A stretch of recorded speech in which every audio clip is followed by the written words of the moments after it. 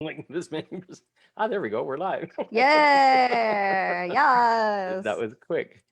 Um, okay, I'm just waiting until Facebook gets all synced with us and we can see. Oh no, you can make. I hear it. There we go. Sorry, I don't know how to cancel, but just give me a second.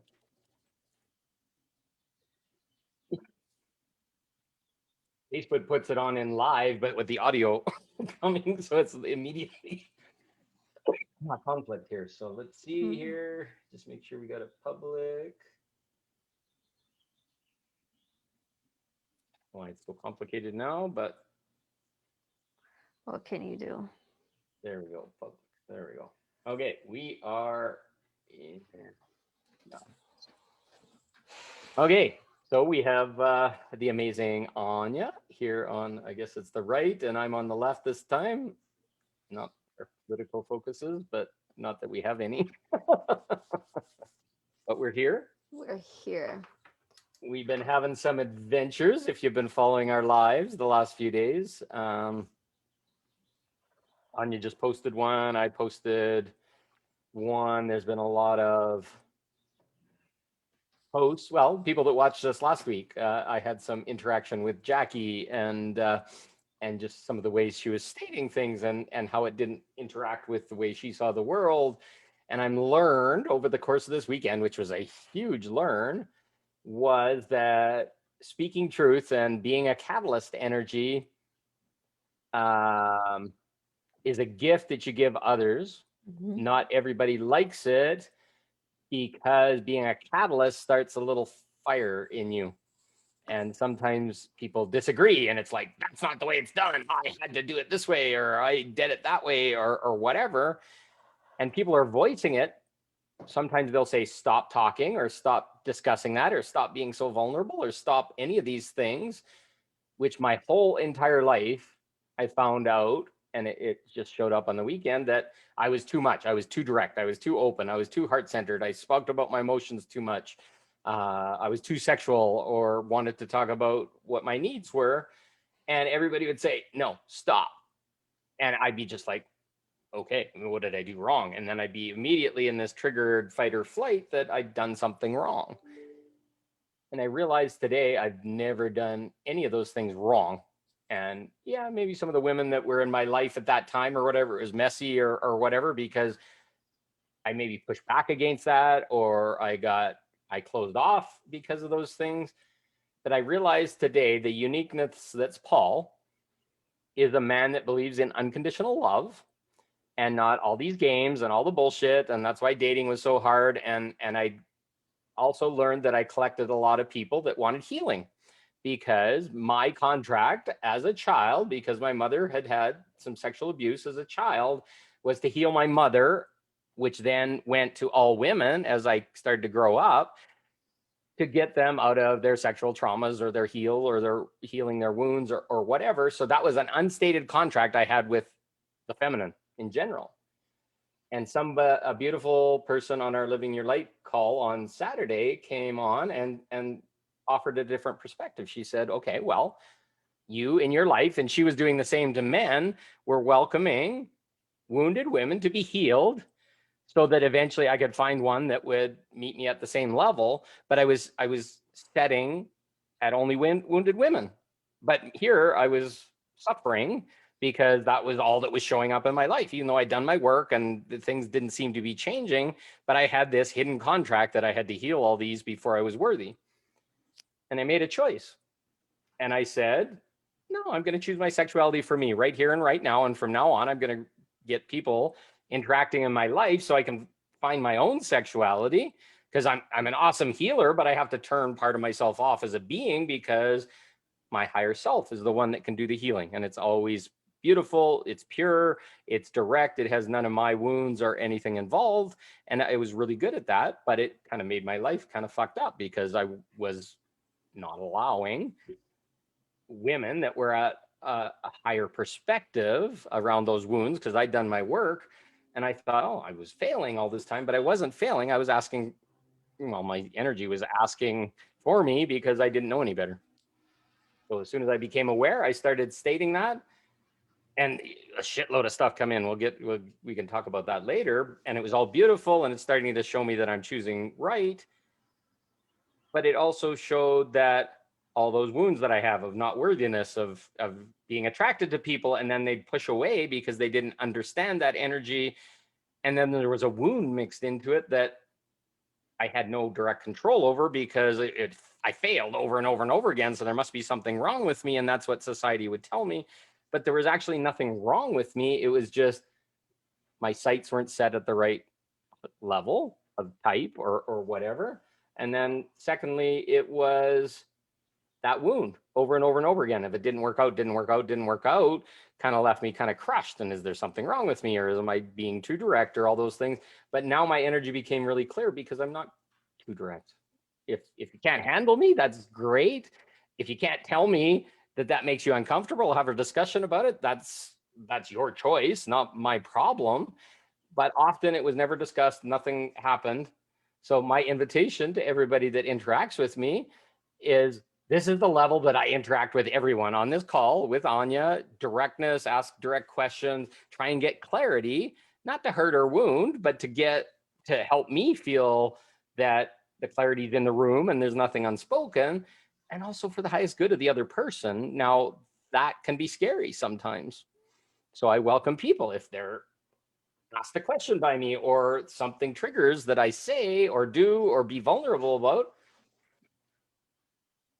If it's too much, you can say, okay, that triggers me and I'd prefer not to hear it. And then you have the choice of not listening to the stuff that I put out, because I can make a choice of either stopping so that that woman feels comfortable, but 20 other women are saying that really was beautiful and I really liked it.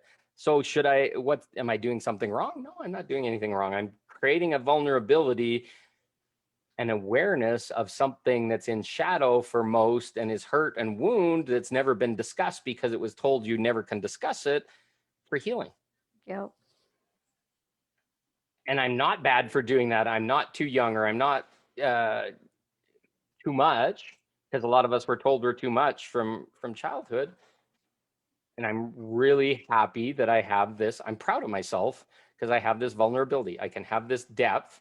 I can share things that other people don't want to talk about in a way that's non-projecting and not angry. It may have sadness with it, or I could say, all women are like this and this is awful. I'm hearing a huge undertone of what's against me as all men are bad. A woman was saying in one of the groups that she works on a rape hotline, and all she hears all day long is of these rapes of these young girls and they're left bleeding. And yeah, if you heard that every day and 15 or 20 times a day kind of thing, yeah, you might have, but you're focused on the worst of the worst because that's when people call a hotline. And yes, there are wounded men that are doing this. Yes, there are a lot of strange and sad energies that are going on, but not from all men. There's a few people that are doing it. And then the story goes out and it goes out to a lot of women, because so that live that was shared about my sexuality on Friday, I got a certain set of responses on mine, and then another woman shared it, and it was all women that were saying it on there, and the depth and sharing about their wounding and all men have hurt me and I'm just shut down and I'm not going to be anymore. And then men are on there saying, I just refuse to have relationships now because I can't stand this anymore. There's so much unsaid and I feel exactly like Paul, but what do you do? At least they said something. Now people can see, okay, why is that person huddled up in the corner? Why is this person shut down? Well, somebody spoke for you.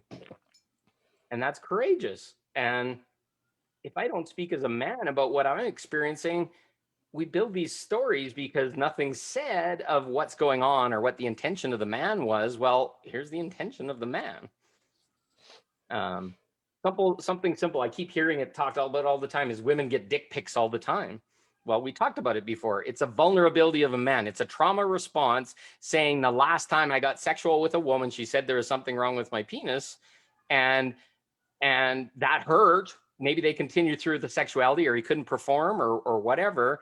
And now afterwards, it's like, okay, before we go and let you meet my parents and go on dates and all this kind of shit, are you okay with that part of me? And women are disgusted by it and they hate it. And what's wrong with men? But understand it's a trauma response. There's a few men that'll laugh it off and be getting off on showing their genitals. But most men are doing it from, I don't want Trauma. to be hurt again. I don't Wow. want somebody to say something about that really special part of myself. And then they're just labeled all men. All they do is send dick pics. All I get all day long is in my Instagram and my dating profile is a bunch of guys sending me their dicks.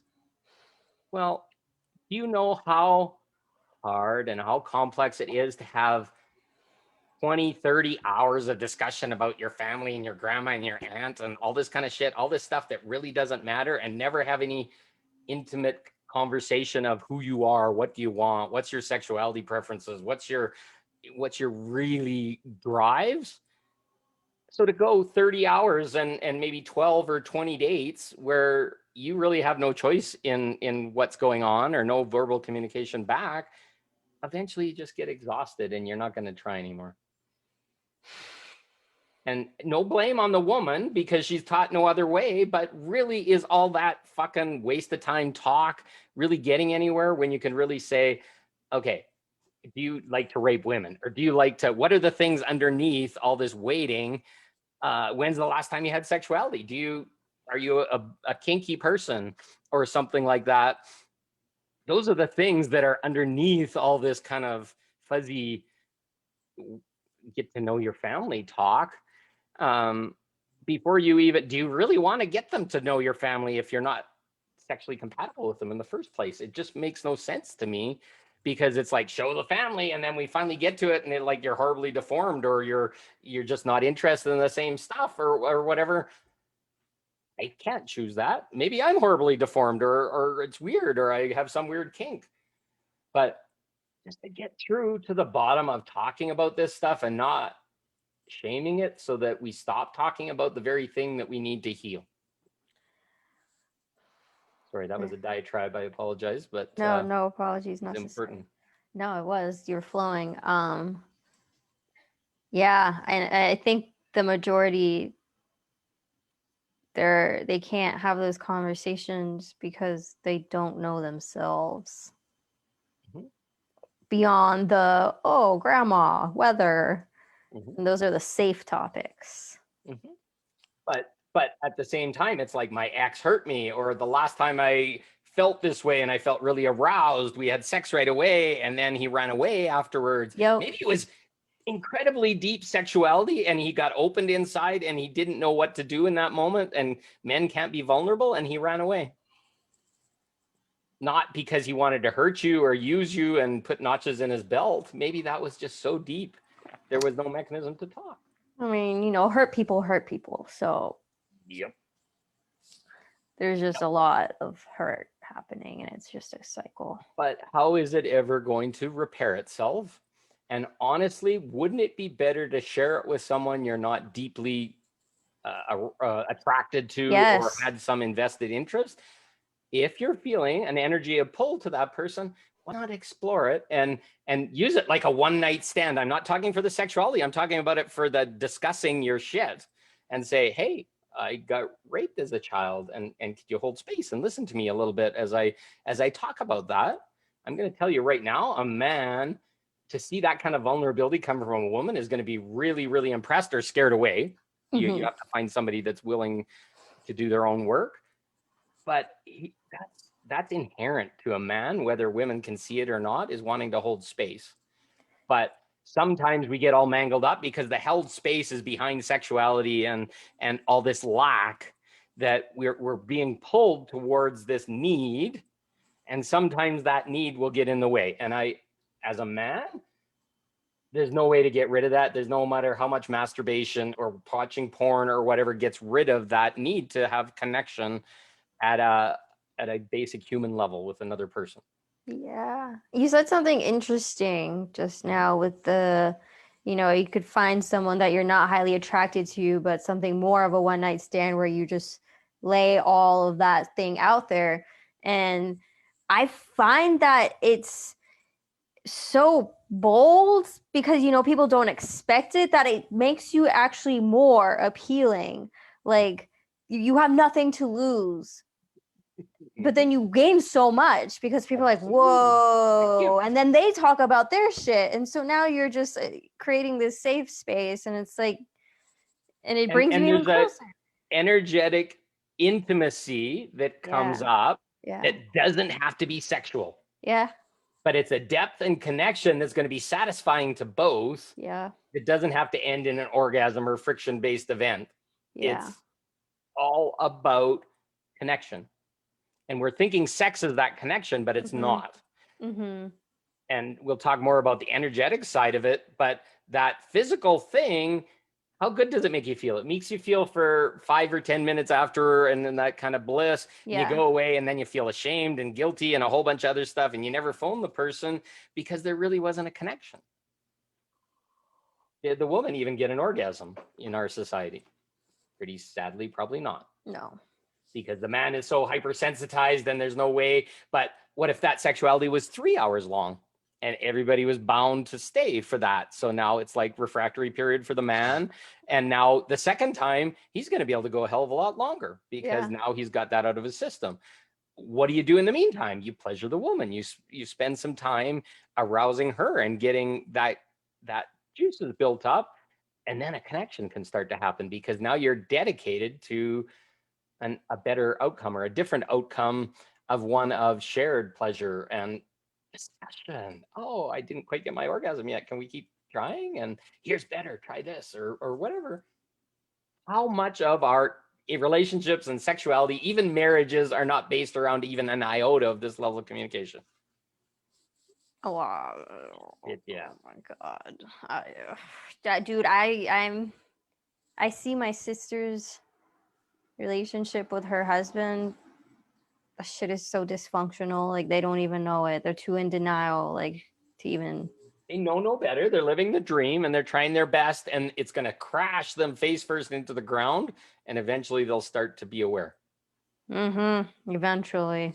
But it could be a divorce. It could be a breakup. It could be somebody beating or hurting the other person. Or I don't therapy. Know. Yeah, whatever. Yep. Oh my God, that's a different talk. Yes. So the end result of this is start being vulnerable about your sexuality, about your wounds. Talk out loud about what isn't working for you. Yes. And if I can hear more women be vulnerable and talk about that, like the other day I was talking to you about that Katie Riley or whatever, and she was saying, oh yeah, we have all this shit and we got this checklist, and to hear that coming out of a woman's voice or mouth, because I've been feeling it, and all of them say I'm lying, I'm wrong, you don't understand. A woman admitted it, so it's truth. Where before it was just easier to shut the man down, to get him to turn off so that he didn't poke a little bit when that lie was given or that deeper truth was there. How are we ever going to get anywhere without truth, which is vulnerability over and over and over again? If you feel you have to lie to get someone to understand you, and then you're judging the man by how he's responding and all this kind of stuff, you started the relationship off on the wrong track in the first place. Why am I to blame? It's like, I think a lot of women, and men do too, but I think more women are lying to themselves about what they want because of some societal conditioning that they're not even aware that mom said or friend said, and they can't see it yet. So it's like everybody else is wrong. And I'm just saying, please be aware. I'm not calling you, saying you're bad or anything like that. I'm saying, please be aware there's something else going on in the background, and let's have a conversation. And please don't shut that man down. You can do it to me, whatever you need to do in this discussion, but don't shut that man down when he's being really vulnerable and he's being open and he's hearing you, because he's probably pretty timid and he's probably really careful about this, and his tentative heart is trying to open. And if you shut him down, how many women do you affect after that? How do you propagate the very story that's being said in the background when these men are just trying to stick their head out? I feel like the whack-a-mole kind of thing. It's like, stick my head out, here's the truth. And it's like, oh shit, there's one more of those guys that are trying to make me feel uncomfortable because I need to be uncomfortable to heal. Um, could you mention kind of like the aha moment that the lady over the Living Your Light course kind of helped you?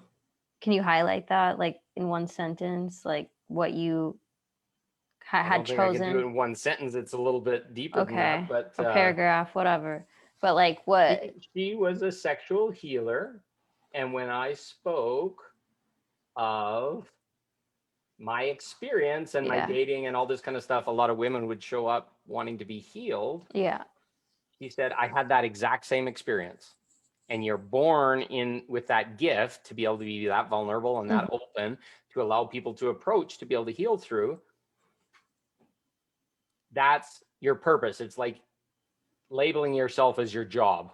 It's like, okay, the only women I can ever have in my life is the women that can see me through the lens as a healer.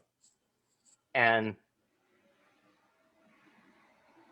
a lot of what I've done is I've healed myself and I've worked through all those kind of things. And if I looked at myself as only a healer, then I was only capable of reaching that level of woman that needed, it was like my mother, right? She had a rape and she needed to feel safer so she can feel unconditional love.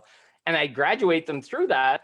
And then even the women that had graduated through that healing experience couldn't even come back to me because my level set was here at this lower level where that pain and that suffering and that rape and all that stuff was happening.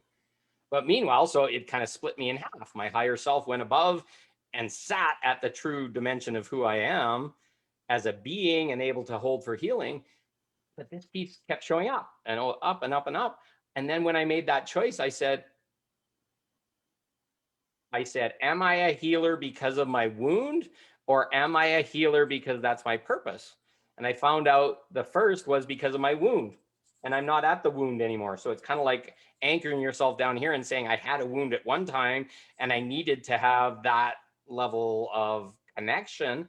Now, what I also realized is as soon as I move up here with everything and then I make the ask, I go up like this. Now, how much of a healer can I now be when I'm clear in my personal needs and coming from a fulfilled place to then serve here? Mhm. That's not me. That's a skill that I have, and I Mhm. can work with the full range rather than just her Down being my there. mother. Yeah.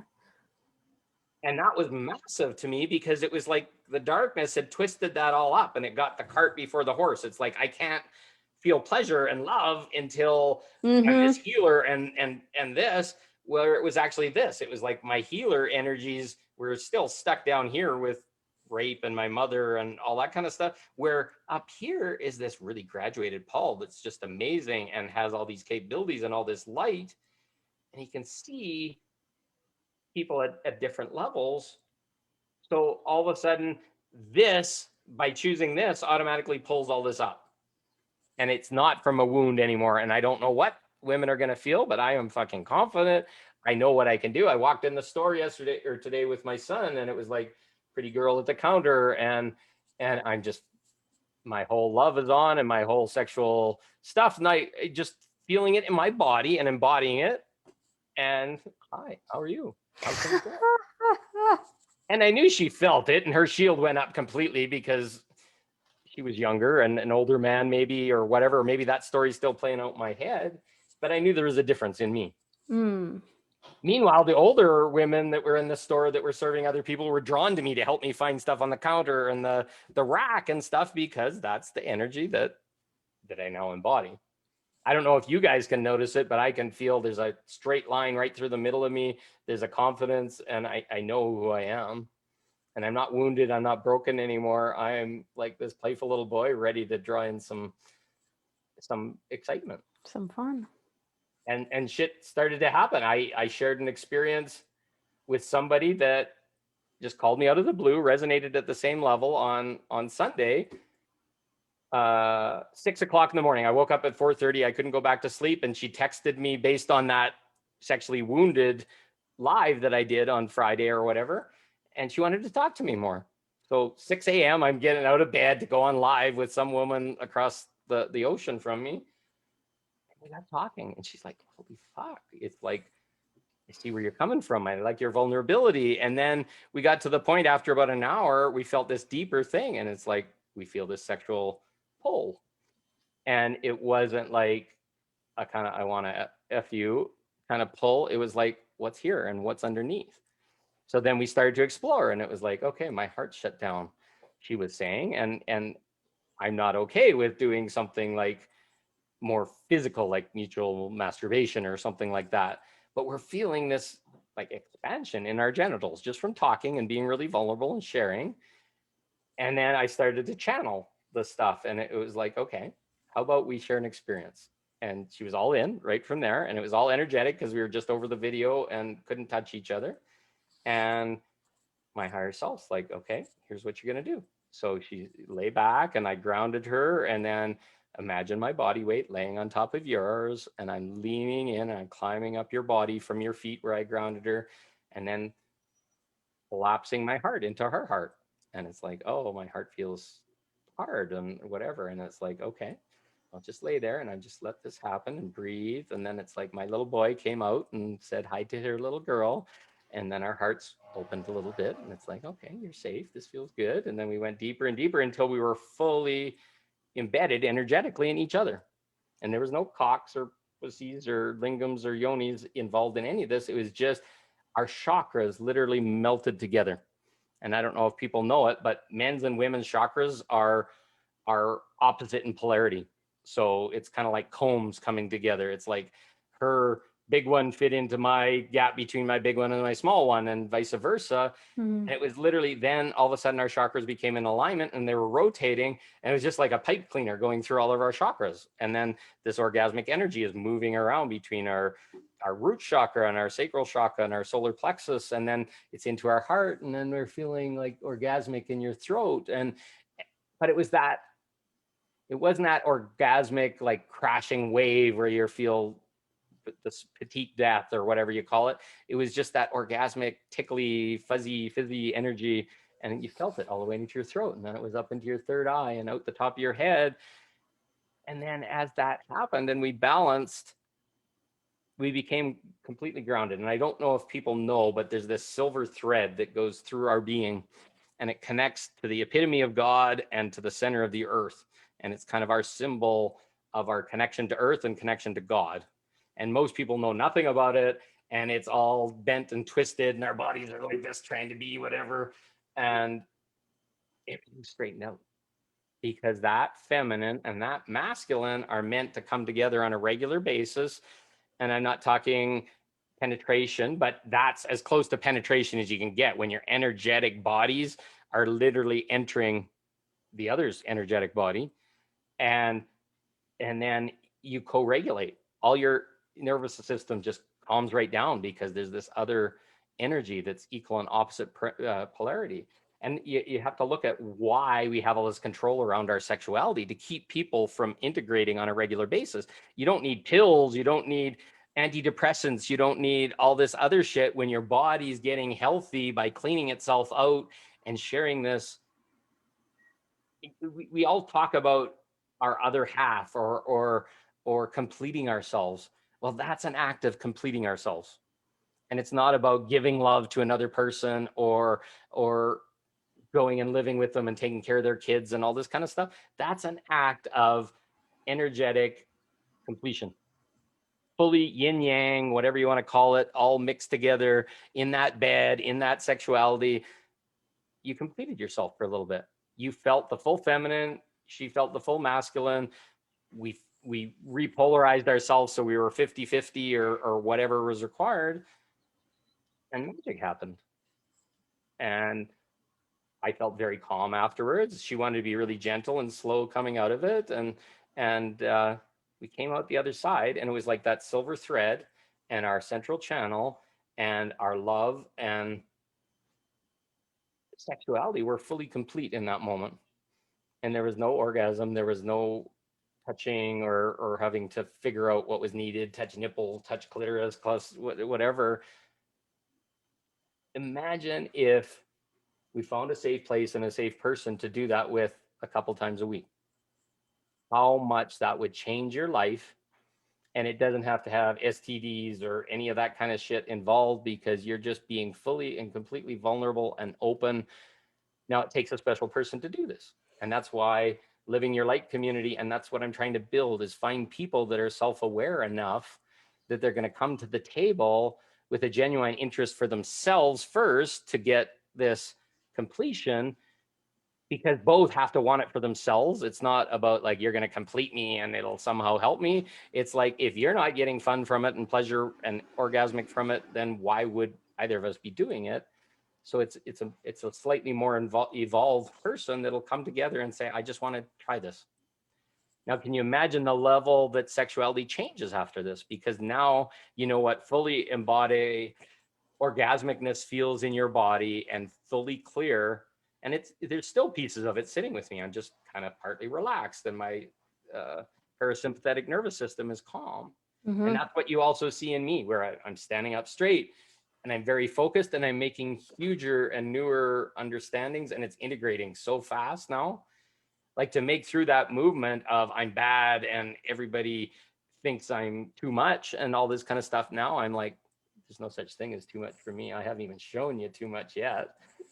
But most people that would like, fucking, where the hell did you do that from? So Yeah, it's like judging ourselves. Oh, I shouldn't have done that, or I went overboard with XYZ. But it's like, no, there's no such thing.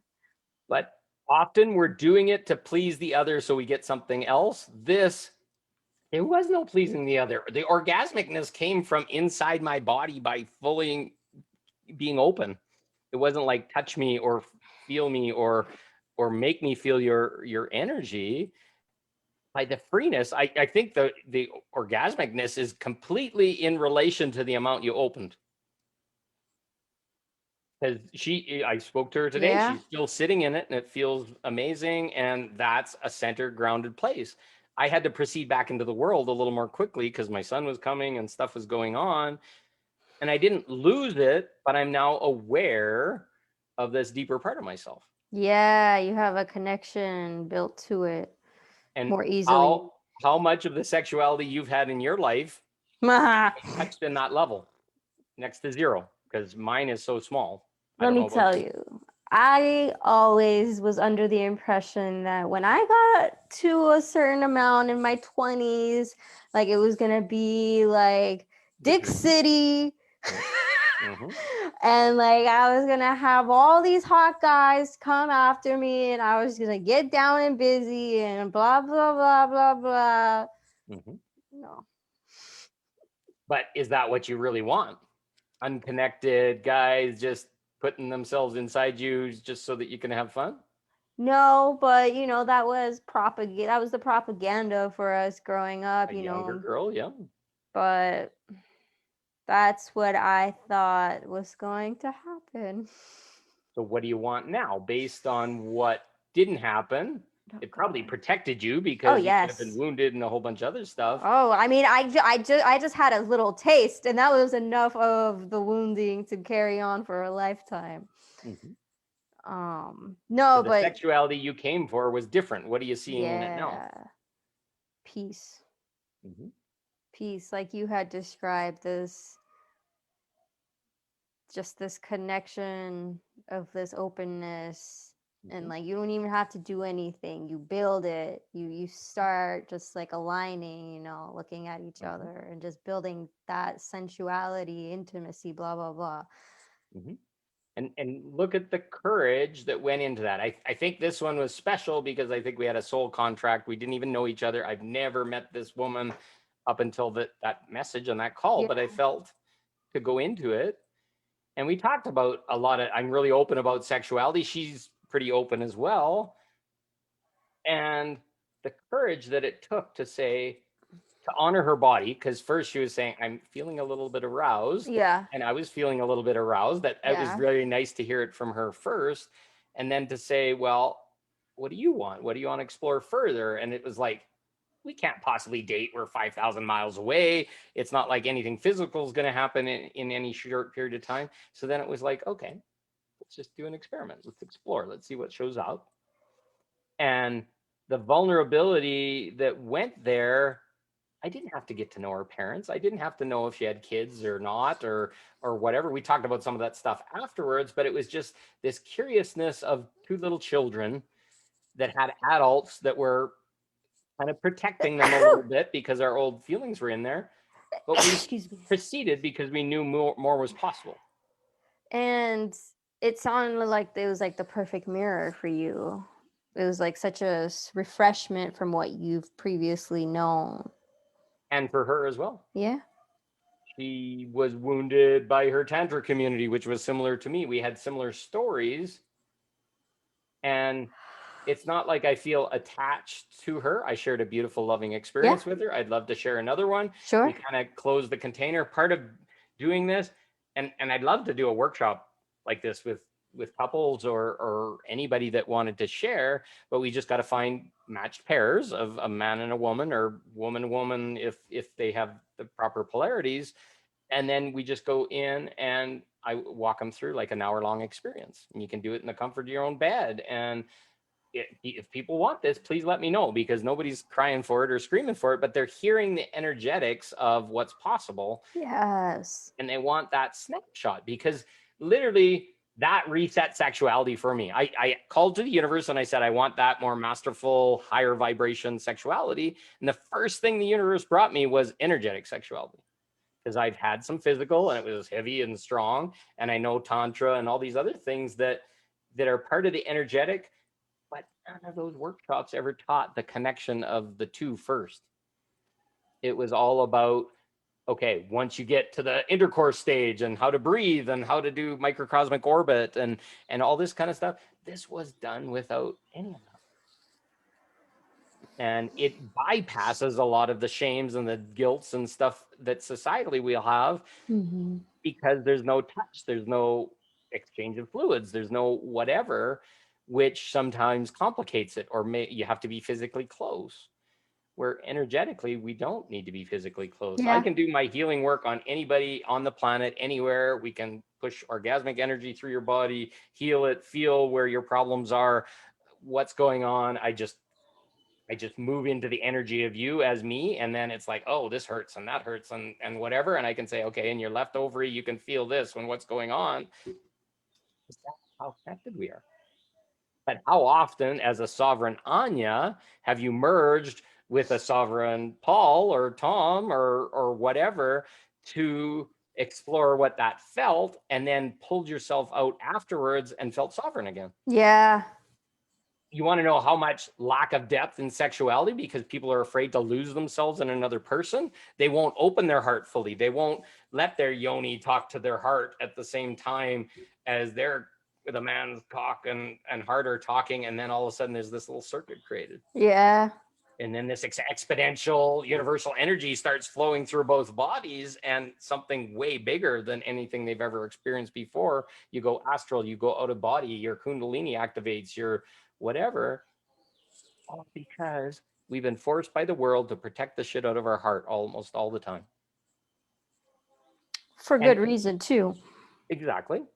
But in a held space where you disconnect afterwards, because that person ever really hurt you afterwards. And especially if you're people that don't know each other, not in the same city or whatever, what would be there? And because most of the time when you're hurting the other person, it's from your own trauma, and you're trying to shut them off or tell them to fuck off or say a wound so that they tell other people, and then you're ashamed because other people know this deep dark secret, which isn't a secret, it's just a wound waiting to heal. It's crazy. I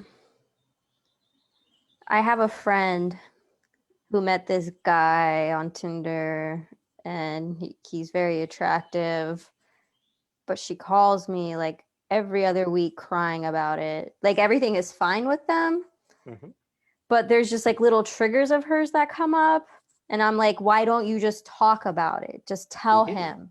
Yep. Like, and like the latest one was that he's still on these dating apps.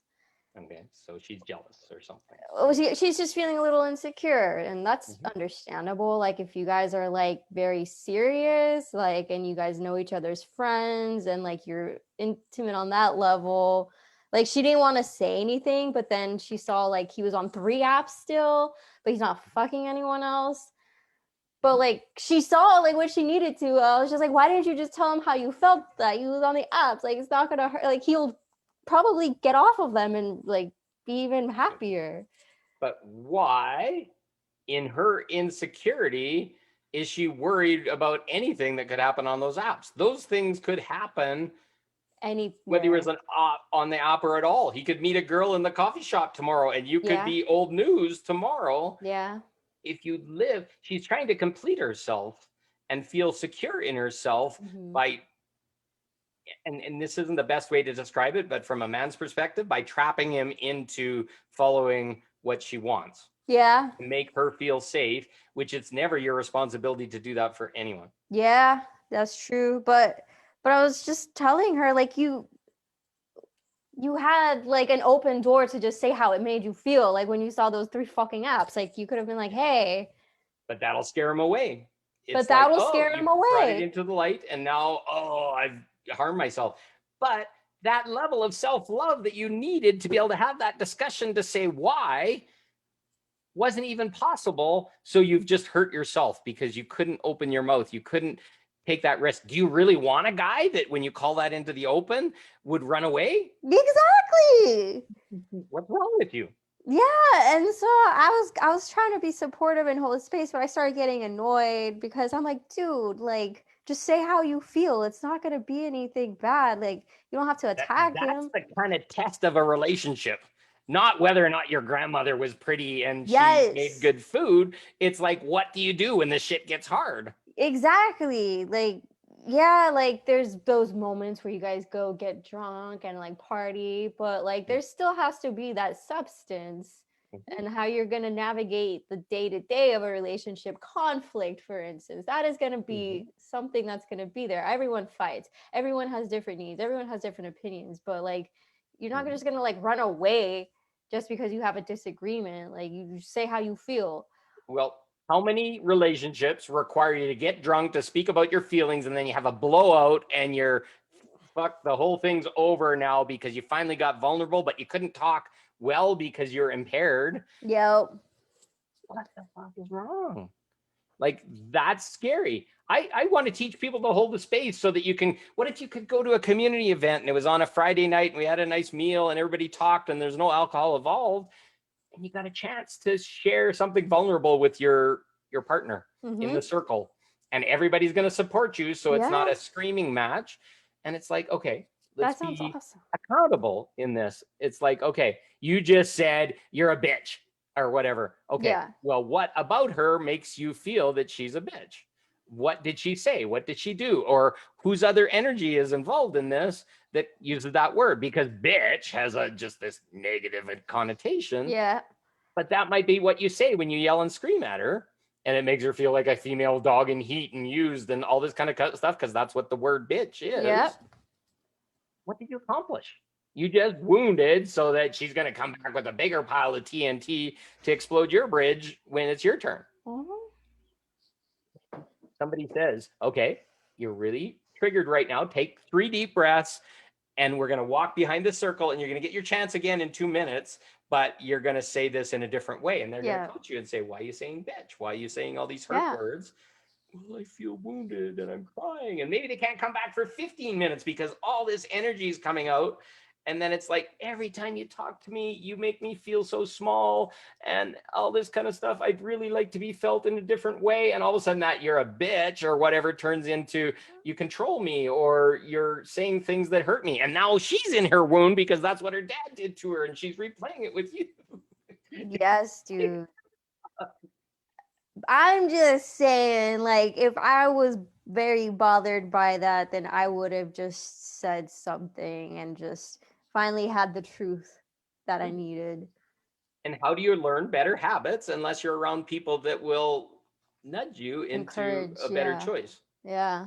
Yeah. And And nobody's wrong, nobody's bad, but we're going by a societal blueprint that tells us to just crash and burn and hurt and wound and traumatize instead of talk and heal. just talk. Okay. And if they go away, they go away. What if twice a week you'd go and sit with a community of people that you trust in a circle, and each circle is like 10 or 15 people, and Mhm. it's mixed couples, and you're talking about the shit that's showing up in your world, and instead of like hijacking them as they're laying down with bed with you at that night or whatever, you're Yeah. in a nice held space where Yeah. everybody can is in a good space, and they got Yeah. time, and they're cuddling and sharing.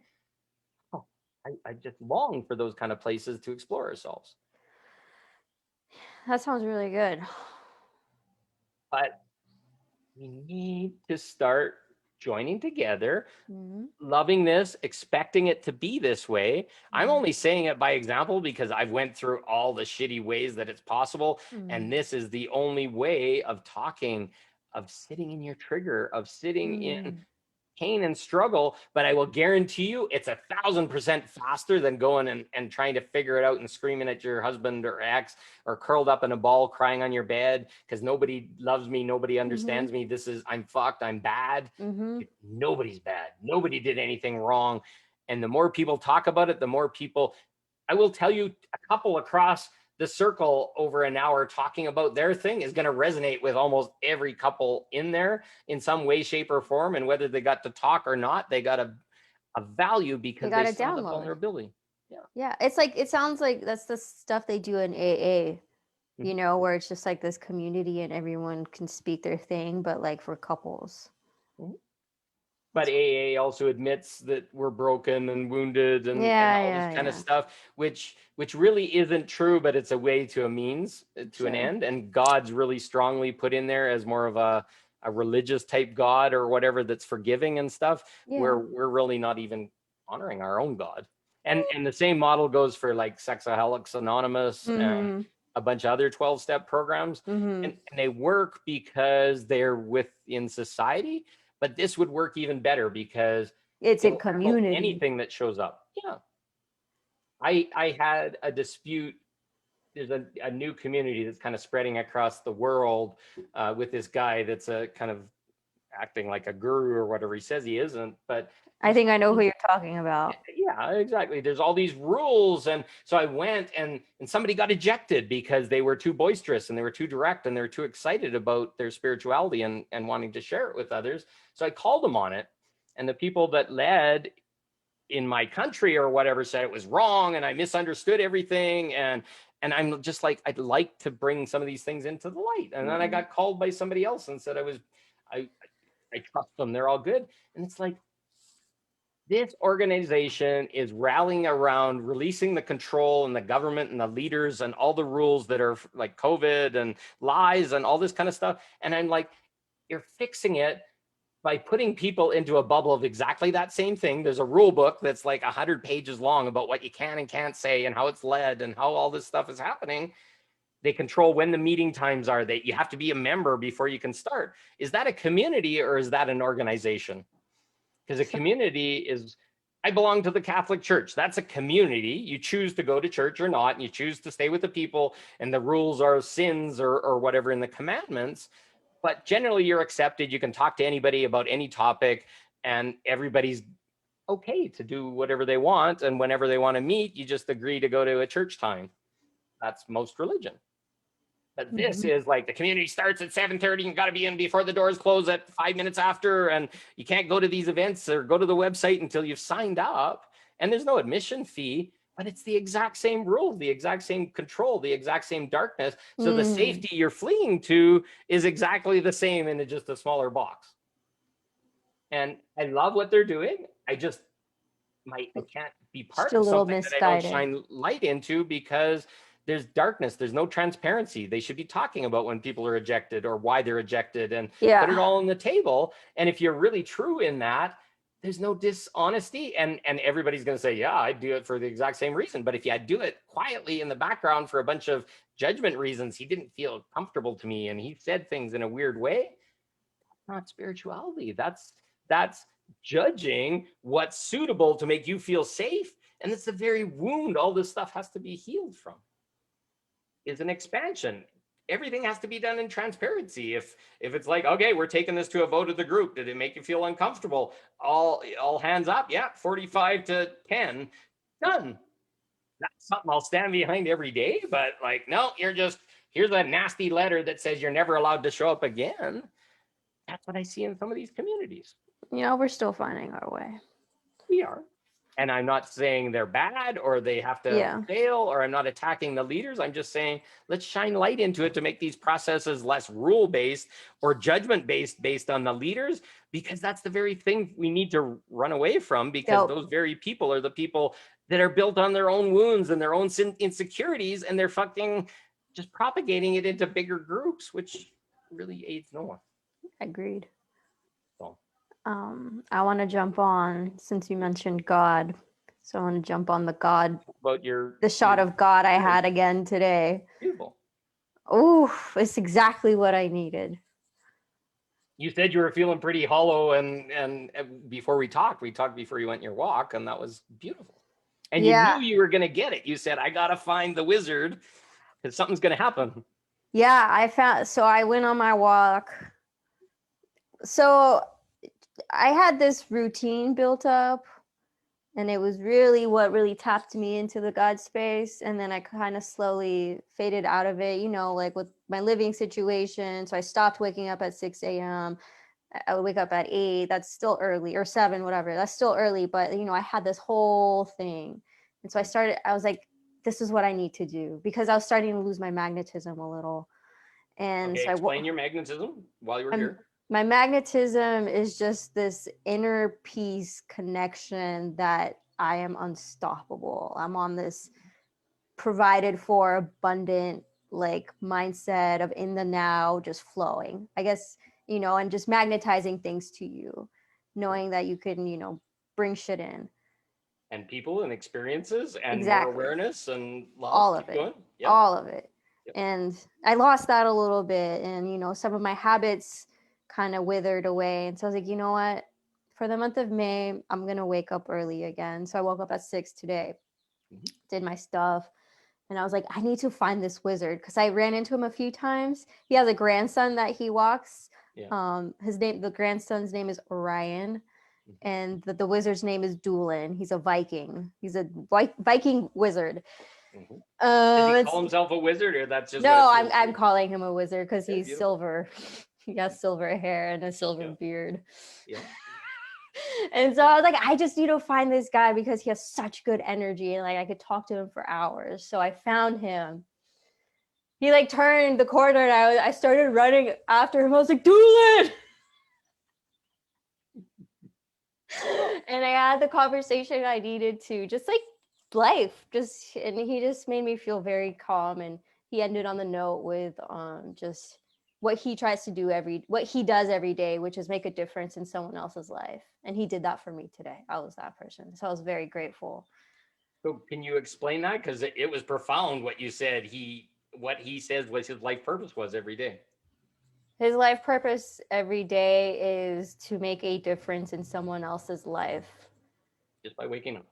Just by waking up. And he was, giving me some venerable advice where he's like, I just do 3 things every single day. I do my bed, I make sure the dishes are done and the trash is thrown away. So I feel good. Maybe something didn't go my way, but I got my bed done, I got my dishes done, and I have the trash taken away. So I did those 3 accomplishments. He's very positive like that. And he told me how he reads.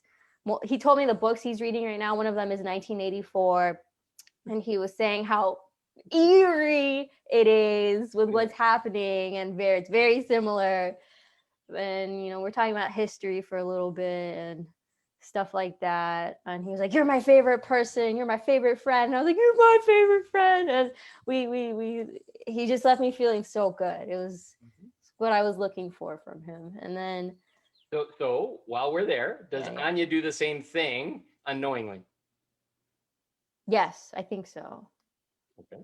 So maybe you took that imprint, and maybe when you're out of that, were you not?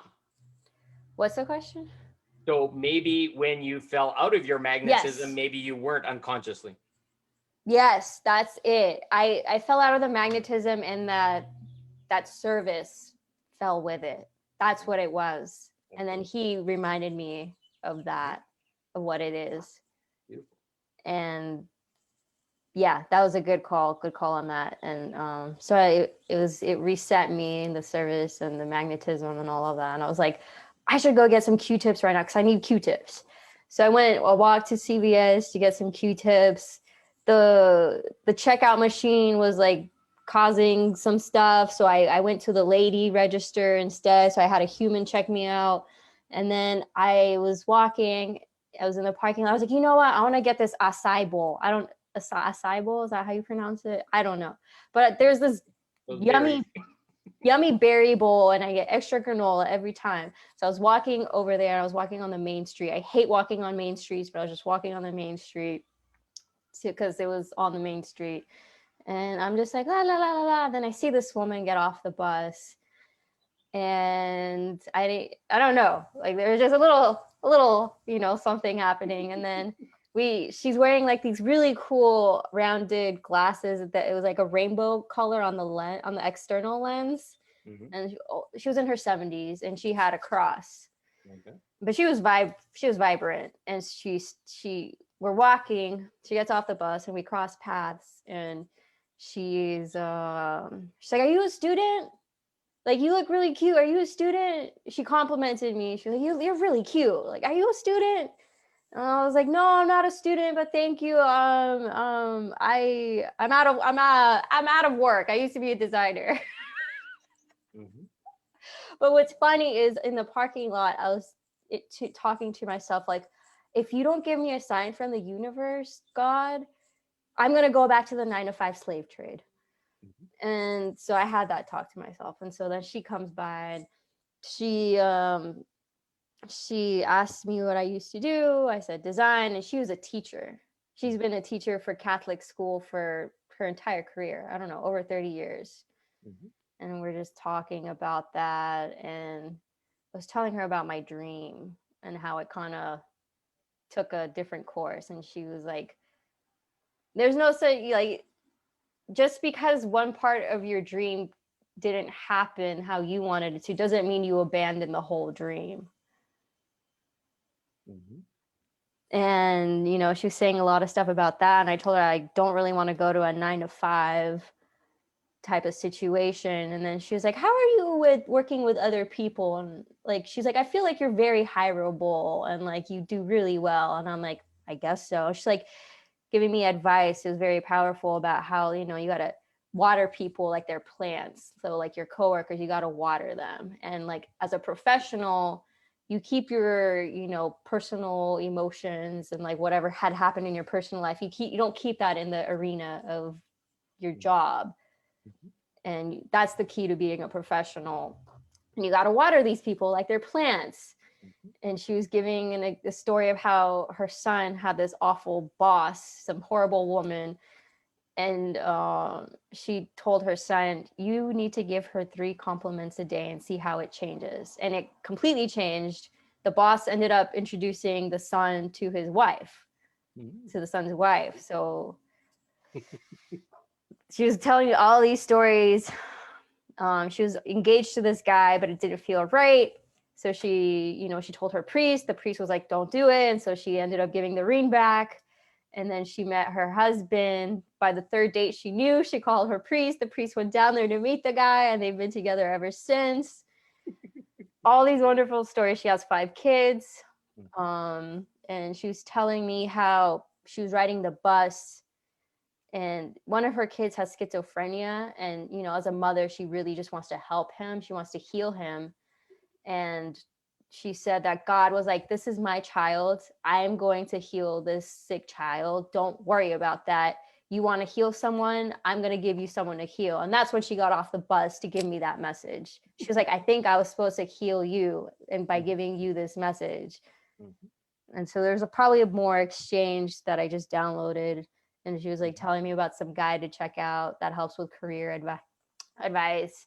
She used to be a speaker as well, public speaker. She helped parents stop hitting their kids. And she would go to all these schools and have her message. So she was popular in that. But it was beautiful. Cool. And that helped me get my magnetism back. And you got your magnetism back, but how did it help you make your decision on going back to the slave trade? Well, something that came up for me is to look at my beliefs, because she said your dream is to be of service by sharing your skill in design. She's like, I could tell how talented you are and you will do that. So But how limited would you be if the number of potted plants were the 6 people you worked with? yes, very limited. But So, it so how doesn't, many people do you touch on a call like this? And would you be able to do these calls if you were on a 9 to 5 job? Probably not. you make time for what you need, but she was just saying, like, you'll be a really great boss one day, but you still have some things to learn. Oh. She's like, my son was like that. He really wanted to start his own company, but he worked for my husband, but he fired the son because the son wasn't taking direction. She's like, how do you with direction? Do you take direction well? And I was like, no. Probably why I'm kind of not working with my dream collaboration anymore. But is that what you want to have, is to have to take direction from other people, or do you want to lead it with a self-sourced life? You're right. I want to be a true artist. So right now, it's been programmed into you that to be a fully defined designer in clothing or whatever, you got to be part of a firm and you got to get a job. You got to work in from the intern and work your way up, because you got to get the agreement of all these people and the validation to say you're good. Yes. But ultimately, the only person that can say you are good is you. Yes. So start designing again, start doing that passionate stuff, get your wheels turning, and then start to assess, is that something that people will pay for? Is that something that people love? Start sharing it. The biggest pieces of service, I'm feeling exactly the same way as you. Yeah. And I want to be a healer, but I turned off the healer on Saturday. And now it's like, okay, what's going to happen? My business did not make a cent in the whole month of April. The one that does IT, yeah. I don't know why nobody phoned, nobody did nothing. I went to do billing and it was like nothing. So I'm like, okay, so I've been doing my work in that whole period, but that business isn't feeding me anymore. Yes. Because it's out of alignment with me. It's like I'm a healer of PCs and fixing computers. Well, the people that need it, either they don't have enough money now or they're not seeing me as that anymore, which is okay. And I just have to accept that. So the universe, meanwhile, I got my income tax return back and a bunch of money others showed up, and I've got enough in my account for the next 2 months. So what am I going to do with that? Am I going to sit there and be miserly and whatever? No, I went and bought a pair of Nike shorts because I really liked them. I showed them to Anya or whatever, and they're like checker boxes of color on black shorts. But to me, it was like, that's the infinite possibility of being me. Now, so that lady came on, her name was Peggy, that helped me through that, figuring out that sexuality piece. Peggy and Lottie were on the call with me. And that was such a blessing. And then that afternoon, people phoned up. So tomorrow I'm going to do an interview with this young lady named Alexis Riley. She supports me a lot. Never met her, but she's got lots to share. And I just straight out, I said, do you want to do a live with me? And she's like, hell yeah. I have no idea. She's a young woman and she wants to shine. Well, get her on there. Maybe that's her element and she's going to love it. And she just needed somebody to believe in her. So yeah. I'm not doing it to get anything for it or charged or whatever. It's just like, yeah. If you got the courage to come online and you've never come online before, you probably were a little tentative at the beginning too. And it's like, absolutely. Let's see what shows up. Yeah. And after that, then another lady and I were talking. I'm not going to say names anymore, but she needed a healing and she was really depressed and all her relationships with men were really bad. And I'm just sitting in the tub talking to her and it's like, okay, I think you need to be grounded. You need to do this. You need to do that. So we walked through a whole process and it's like anchoring it afterwards. And she's like, oh, fuck, I feel so much better to be fully of service, which I fully am now, and not fucked up by, oh, you got to create a sales funnel and you got to do the website and you got to do all this kind of stuff. it's created by the light of my attraction. So me fully centered and being complete draws people in, and they're supporting me and they're helping me and they're talking to me, and I'm being of service in every moment. I'm hearing, and it's like, oh, I'm hurting. This is sad or whatever. And it's not like, okay, well, you really need to book a session with me and it's $100 an hour or whatever. It's like in that exact moment, the gift that God needs to give them is being rendered through me. And guess what? Money's showing up and other things are starting to happen.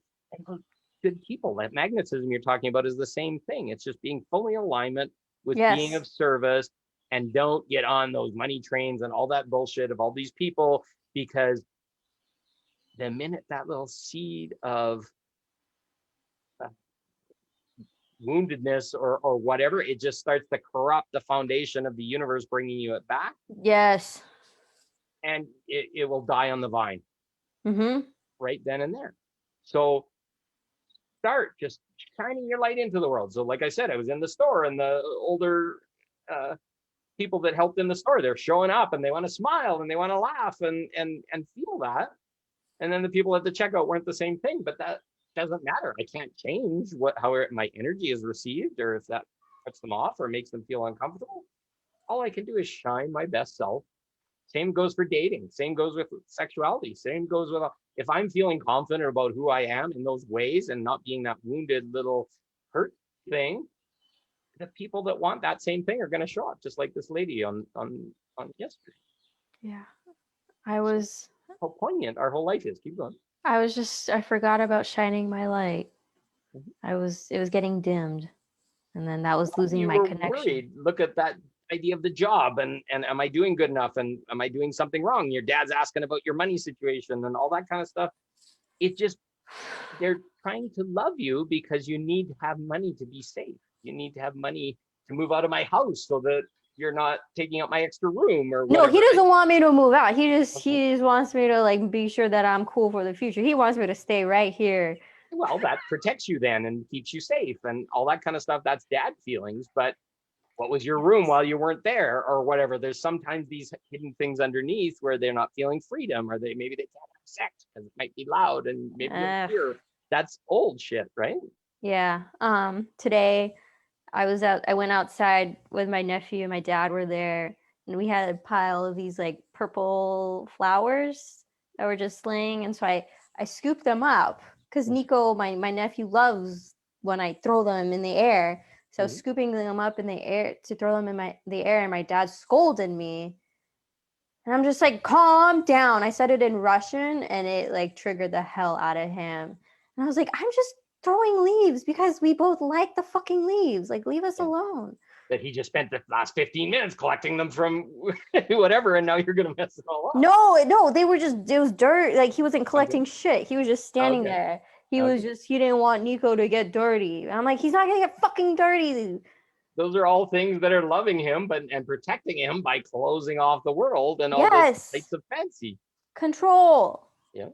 Well, that pixie energy wants to float and fly and make a mess and Let me throw some fucking leaves. They're not gonna go anywhere. I understand. I hear you. So he didn't respond very warmly to that. Just understand that there is some level of love or some level of conditioning or order that made it good. Yes. And when you spoke about your wizard guy, I get a lot out of that. Making my bed every morning. I don't know if you ever seen that video of the admiral or whatever, and he says the only thing you can ever do is make your bed. Yeah. He says it will always be there for you when you get home. It will always be that thing that's order and comfort, and you can use it as your rock. He's saying this to like West Point grads, but it is so true. Yeah. And getting the dishes out of your sink, like I can't stand it when my kids do it, but washing them, and they're all orderly on the side, and there's not a whole bunch of stinky bits of cheese and all this shit in the bottom of the sink. Yes. Taking the garbage out so you don't have to sniff and smell that smell throughout your whole house. Those little tiny bits of wisdom are huge, and young people don't learn them because they're not taught those things. They're like, oh, well, this is the way you should be and get a good job and all this kind of stuff. But what are the things that make you feel complete and comfortable? The little things that put together the big things. Absolutely. Yeah. And can you get orderly in your mind if your room has bowls Disaster. and No, everything everywhere and you can't even see the floor? I no. explain this to my kids. It's the hardest thing ever. Like, clean that up and put your book bag in the corner and all this kind of stuff. And it drives me nuts to go in there, but they'll learn it in time. But right now it's just dad ragging on them or loving them too much or whatever. But those are the things that are always going to come back to you, and your Yeah. routine. Yes. So what's your routine from this point onwards that's going to keep your magnetism in?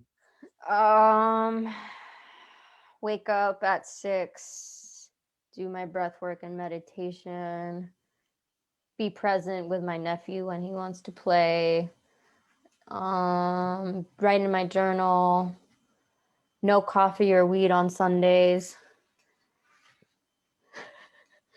And do my walks on the beach, which are important, and do these walks where I run into Doolin. Okay. So something you said earlier, you said you forgot to do that you didn't include it in that. Why?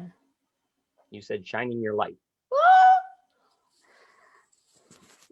It's okay. That's an everyday. Yeah. Well, no, but you forgot to do it. So what are Yes. opportunities that you can use to shine your light? And look at these people that made huge differences in your life. They popped over when they weren't even sure that they'd be received, and they made a difference in your life just by caring about you. Yeah. How often could you do that to somebody else? All the Your time. walk. Every day.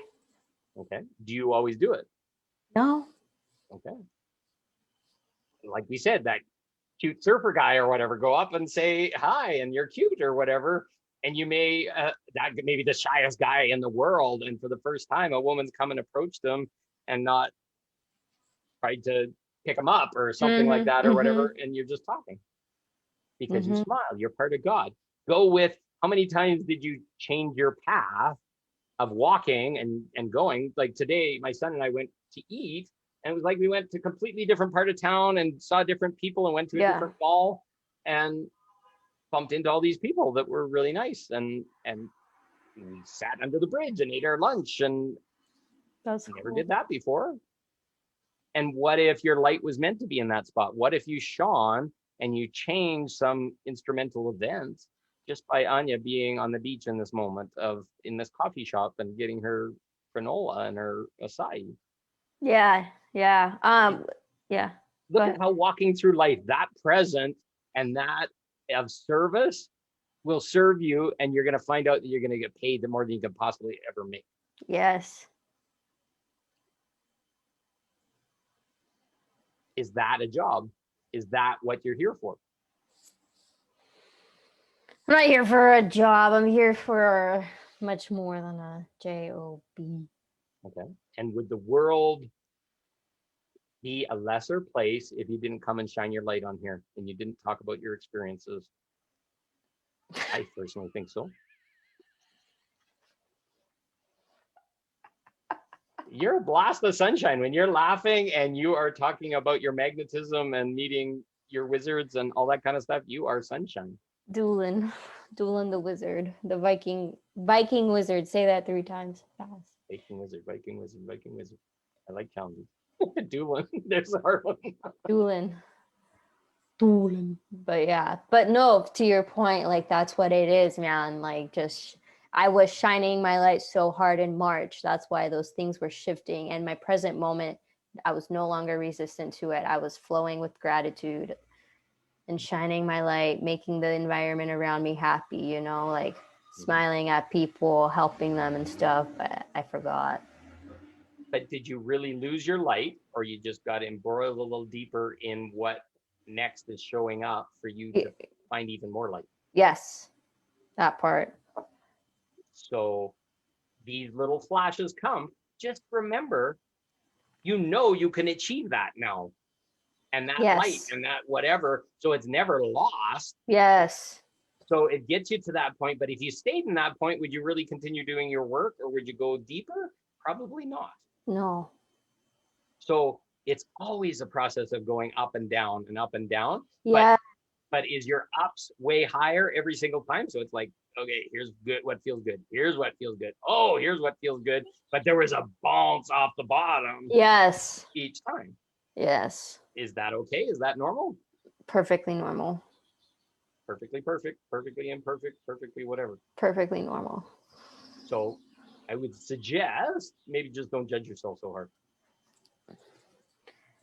I think it's because you know, like when you spend so much time in the darkness and then you finally see the light and you're like, oh my gosh. And so when You you have a want that really bad. You've been waiting for a long time for it. yep.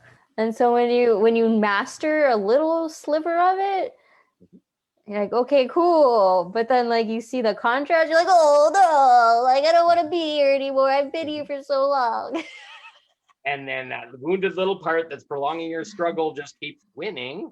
And Yes. then you stay in that hole for a longer time. Yes. But you knew exactly what your medicine was today. When we were talking this morning, you said, I gotta go, I gotta go, I gotta see the wizard. Gotta see the wizard. Because that was a pull, and you'd already consciously created that, whether it was God or the universe or your mind, it knew what was best for you.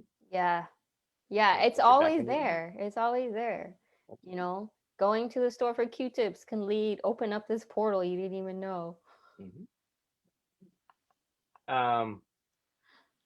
So that's on life purpose. So what I need people to perceive and start to be aware of is your purpose as a spiritual being is most likely not a job where you're taking commands and orders from other people. You're feeling safe in this structure because that's the only way to earn the money. I will tell you, and it takes a magnificent leap of faith, that if you are truly all into being of service and helping people and that kind of stuff, the money will show up. You just got to really, really be in surrender to how. Mm-hmm.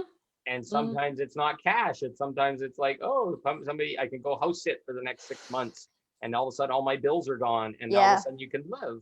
Yeah. And then it's like, oh, I only need $100 a week for groceries or gas or whatever. Yeah. Those kind of things can show up in an instant, and it will surprise the shit out of you. The universe wants to prove to you over and over and over again that this is possible. So start making asks and ask bigger. It's like what Anya said. It's like, do I go back to this job or do I get freedom? And if so, show me a way to get freedom. Yeah. And most people won't because that's so scary or it didn't happen last time. But I'm going to conjecture based on my experience. If it didn't happen last time, there's a piece you weren't letting go of, and it was you that shot yourself in the head. Say that again. If you like it or not. Could you say that again? Or I'll just watch it again.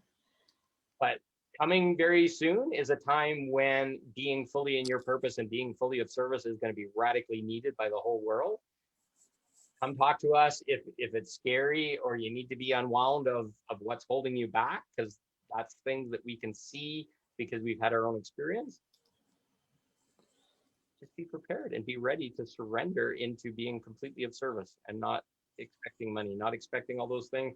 Can you imagine a world where everybody's just doing, oh, your IT guy is the guy you just healed, and the plumber guy is the guy that you helped them walk through a process, and he feels so happy now and his kids are happier? That would be a magnificent world. It's not like, okay, I need $10,000 a month to be able to live. It's like, no, I need to just do healings and show up, and we go have community barbecues and everybody brings enough of the food that everybody needs. You ever read that story about the rock soup or whatever, and then the whole soup was like a beautiful stew at the end because they started with the rocks and somebody brought the carrots and somebody brought the onions and the potatoes and the hamburger and some seasoning, and then by the end everybody got fed by this magnificent collaborative donative thing. Oh, this stew sounds really bomb. It is. Oh, I think I'm gonna make one of those. Chicken soup, whatever. But the rocks aren't very good at the bottom, but somebody had to start with a piece to get it going. Yep. So here, okay, just we're almost completed. So Okay. here's a mind blower. Yeah. And most people have grown up with some kind of religion in there. Can you imagine? There's this story about what confession is, what sin is, and all this kind of stuff. Can you imagine how much control the church had by forcing the royalty to confess their sins. Woo! Priests were powerful than the royalty. They had all the dirty little secrets, and they could destroy them in an instant because they were bound to confess to God all their dirty little secrets. Yo. That changes everything when you start to understand it, because that would corrupt immediately any monarchy, any royal that was willing to give their secrets to a priest, because the priest at the highest levels, like they wouldn't go to a freaking just parish priest. They'd go to the cardinal or the archbishop or whatever to do theirs. And those guys are all about power and how do we expand. Can you imagine how many were manipulated and had their control taken from them because of the dirty little secrets that they shared as sin? To me, that was just like, no wonder the world's all fucked up, and no wonder the freaking Vatican has 600 miles of gold and all this money and controlling everything. Yeah. Because by following that need, all the secrets were always known by the church. You might be confessing it, but at the same time, you're giving that information to people. Blackmailing yourself. Could well be. Yeah. I mean, that's a discussion we could have like on a different talk about. I'm really fascinated right now, as we spoke earlier, about like Eden, Garden of Eden and the fall and all of that. Well, shoot for that later on Thursday, but yeah. Garden of Eden, look at what the control had around the church, around having no sex for anything other than childbirth and this kind of stuff. And why would people get stoned for giving themselves pleasure in the church? Look at all these manipulative practices that stole key pieces of ourselves. And the Garden of Eden, look at the sin that it placed on Eve. Yeah, women. Yeah, exactly. And that went to all women. So that's the patriarchal wound that's been propagated, that women corrupted men. And that's went for so long. Well, guess what?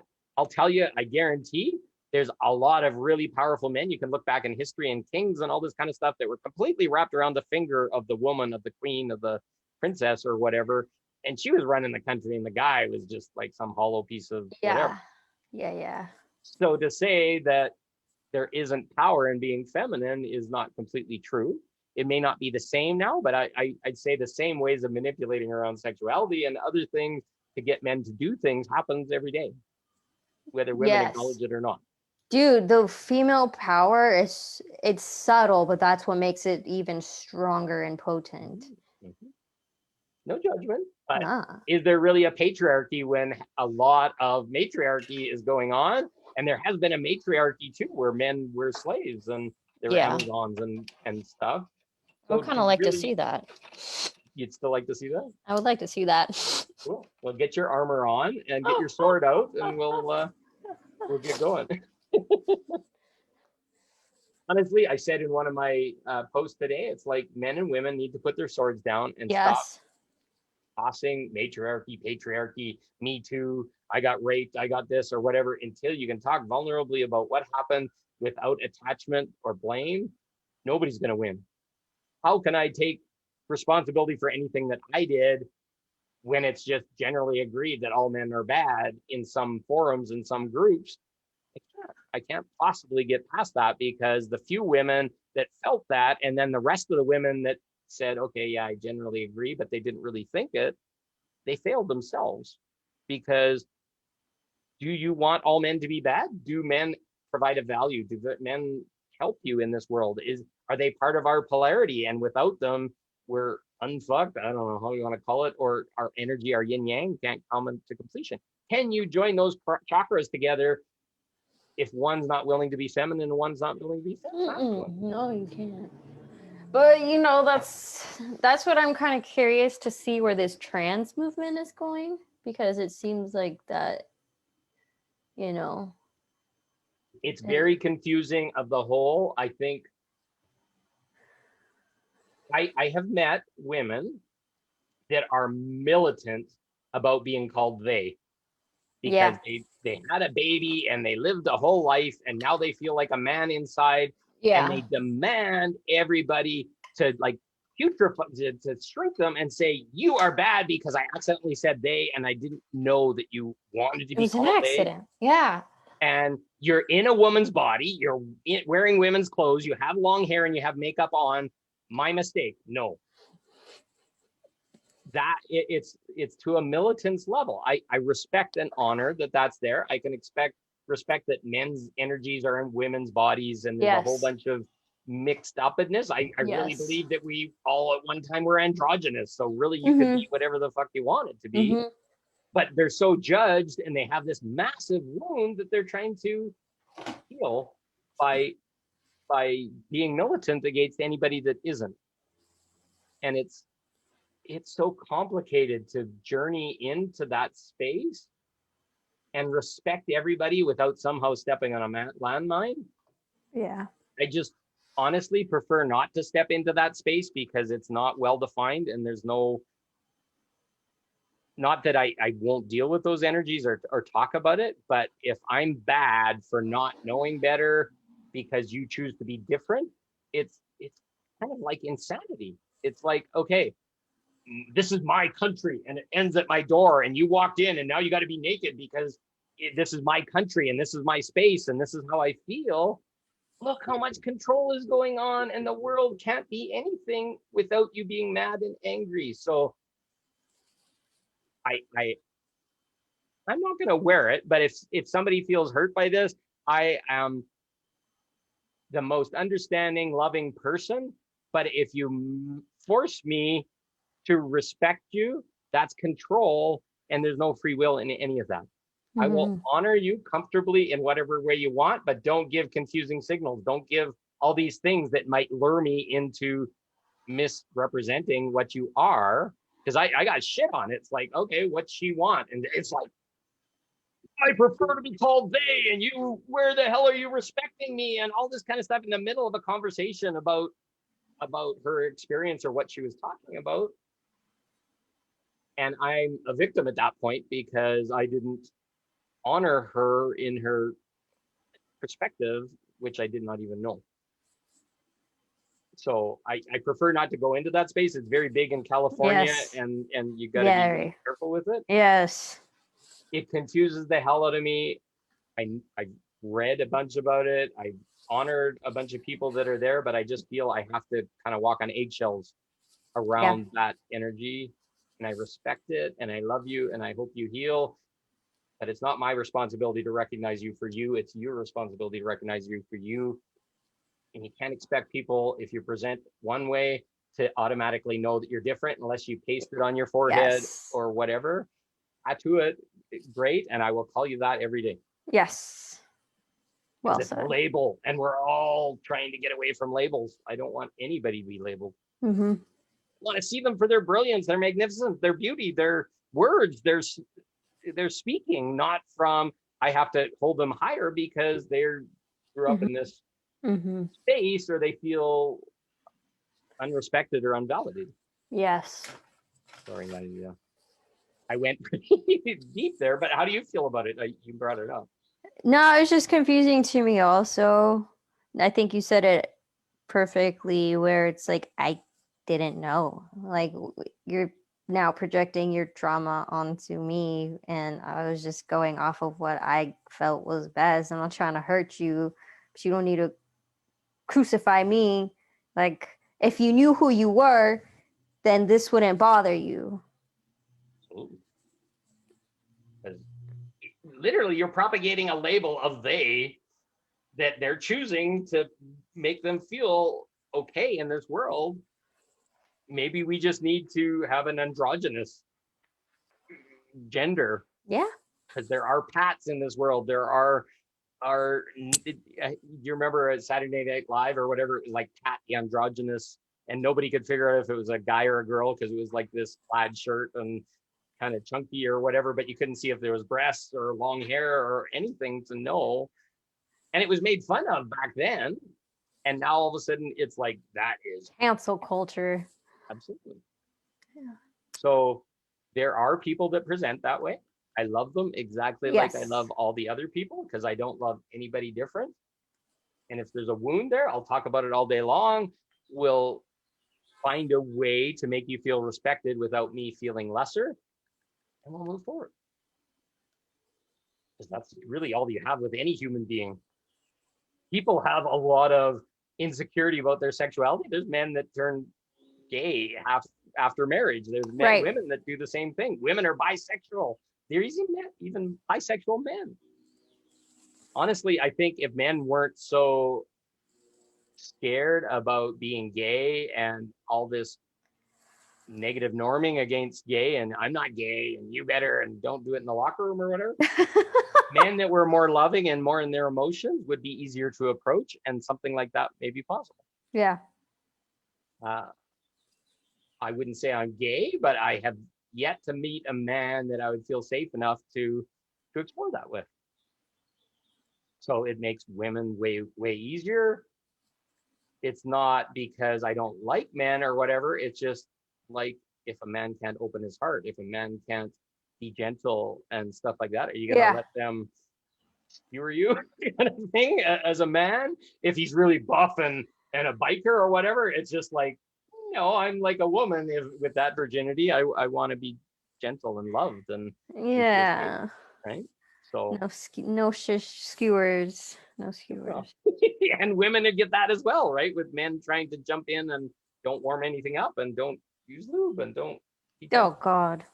Exactly. But it's a fantasy that a lot of men have. And I'll tell you right now, because I've allowed the experience to happen to me of having a woman penetrate me, that it is a hugely expansive experience, because to understand what's all involved in softening and surrendering and stuff like that as a man, to allow that act to happen, makes you hugely aware of the experience of a feminine. And having that penetrative capability from a woman, they bawled and they cried and they did not know, because they never knew that other perspective. Yeah. And it's been a healing practice that I've used for certain women or other things. I don't just let anybody there, but when that happens, you want to know the trust, and you want to know the trust of penetrating a woman after that point. Once you've experienced that, and it's like, okay, go gentle, go slow, this hurts or this is scary, and being completely there. You're not involved, you're just kind of there. And sometimes that's the experience of the woman. She's just like, I'm receiving, this is what I'm told I'm supposed to do. It can be scary and out of control and no permission. So guys, that may scare the hell out of you or whatever, but I highly recommend it in a controlled space with somebody that can teach you how to do the process. And it's the most vulnerable, intimate thing you can share with a lover ever. So what an interesting topic to end on. So, but that's what vulnerability is. That's what all this kind of stuff is about, right? If we can understand all sides and all perspectives, somebody expands, somebody learns. And we talk about everything here. We've covered everything. We've covered God, the Garden of Eden, your sexuality and choosing yourself, dating, feminine culture, masculine culture, and just the being safe with your own emotions and getting penetrated. And catalyst and what was the other one? Life purpose, not having to be a job. Yes. And but yeah, it's can be a very pleasurable thing. The man's G-spot is in his prostate. Mm-hmm. It can only be accessed through the anus. And if you're missing out on that and you're not exploring that with your partner, and that's another course that I could do, you're missing out on at least 50%, if not more. Like a girl that's got a G-spot and you've seen how she reacts. Can you imagine if you react the same way as a man? Paul, we need to have people call in with questions. Absolutely. Well, they can here. I see Lottie put a few up, but yeah, we can set up a live where people join the room and they can put questions, and we just add them to the. You got to figure out a better way to do that, or maybe we bring them in from Facebook, because unless you pay for the webinar version of Zoom, I can't block people's images from being on the screen. Okay. And I just don't want to distract people. But yeah, you mentioned you had a friend that did card readings and stuff like that. And Yeah. I invited this lady that I had that experience with to Yeah. join us, or have a one-on-one with me so we can share about the experience that way. Mm-hmm. Jump on. If the Lexus things turn out, she can come on and we'll be a third or Yeah. whatever. More, I love the feminine masculine balance. Yes. It was a little lopsided in the past, and there's no agenda for either of us. We're just trying to get the truth out about what we keep witnessing. Agenda maybe is living your light and getting people into a place where they can have this experience and they don't have to do it all by themselves. That's the only agenda I have, and getting people out of suffering and struggle as quickly as possible, because doing it all by yourself is not the way it was meant to be. And the world's taught us this. And let's go where people can talk about it. Be a shining light like Anya and I, and just happy and excited that, yeah, we've been penetrated in our past, or we've been angry, or we've had demons attack us, or whatever, and none of it is bad or good or Mm-hmm. whatever. It's just the way we got here. Mm-hmm. Mm-hmm. And I'm ready for that, to show all the ways I got here so people don't have to trip and fall and hit their head multiple times and struggle. Unless Because they want my to. life of service is to show a different truth, and that may trigger the shit out of you, and that's good. Just don't project it on me or Anya or anybody else that's shining, so that we can continue to shine and give it for other people. And if it really triggers you, call us up, message us, start talking to us, and we can help you walk through it if you want, so you don't have to do it by yourself, or tell somebody to shut down. Because we're talking about it because we did the work. It's not like I need a men's group. It's, well, and here's a crazy one. This guy just texted me and he wants me to join this really deep emotive men's group out of the blue. I haven't found a men's group that felt that safe, but now I've been this vulnerable. Men want to join with me, I guess. I don't know. Or I need to join with those men for my healing. I don't know. I'm going to go explore and see what shows up. Does it feel good?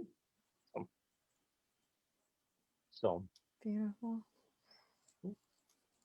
well, we talked about everything, so I'm out of ideas to talk about. So. Yeah. We'll continue on Thursday. Yeah, and feedback from people. We do about an hour and a half. This is an hour and 42 or whatever. If this is too much to sit in one sitting and your head is just going popped off the top of your head or whatever, we can try and break it up, maybe do little shorter ones, but we need feedback. We're just doing what flows until we feel complete. So, This was great. Cool. Well, and let's get some guests in here. If you guys want to come and you're a little edgy and not sure if you're going to feel comfortable, this is the perfect place to come. The only thing that we ask is you be vocal about what your wants are. And if we're talking about stuff or asking questions or whatever, it makes you feel uncomfortable, you got to say right then and there that I prefer not to talk about that right now, because we'll talk about anything.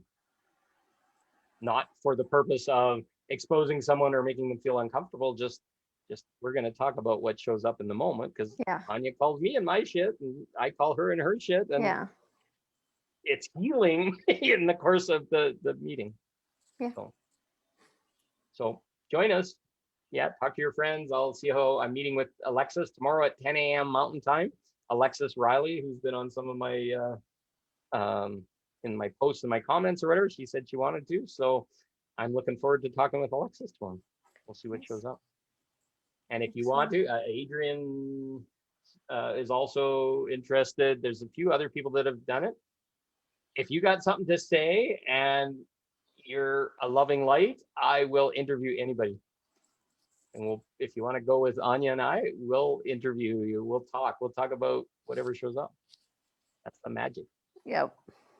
And only you are the only one holding yourself back. So invitation extended. That laugh. Yeah. It's going to be fun. Because it's transformative. It's not like being light and fluffy and I'm going to do all the safe questions. No, I'm going to ask questions that probe and allow awareness. Yes. For all. And the more, I don't know what you want to call it, the food for thought is by different perspectives. And our perspectives getting pretty clear. So the more perspectives come in, I won't ever attack a perspective.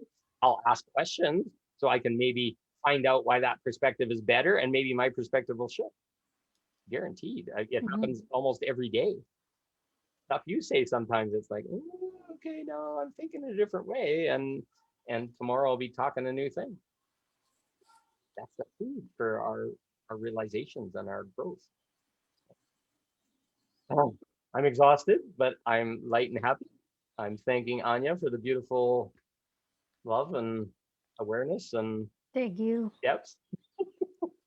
And if any of these courses, any of these things, like doing a workshop or whatever, drop it in the thing. If we get 2 or 3 people, or 2 or 3 couples, I could do something like that. Anya could even help co-host or whatever. I don't know what her interest is, but just getting into that energy so that people can feel it is what the course would be. And then once you have it and you know it, then you can use it in your own practice.